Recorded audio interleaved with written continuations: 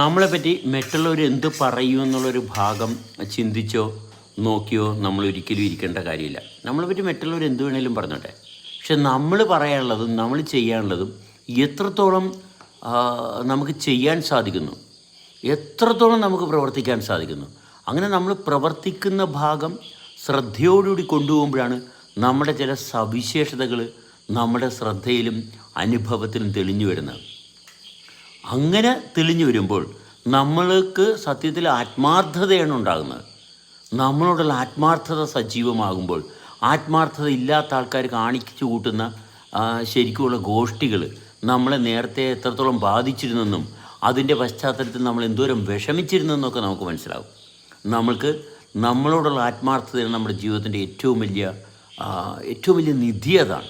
അതിനേക്കാൾ വലിയ യാതൊന്നും കിട്ടണ്ട. ഓക്കെ, ആത്മാർത്ഥത.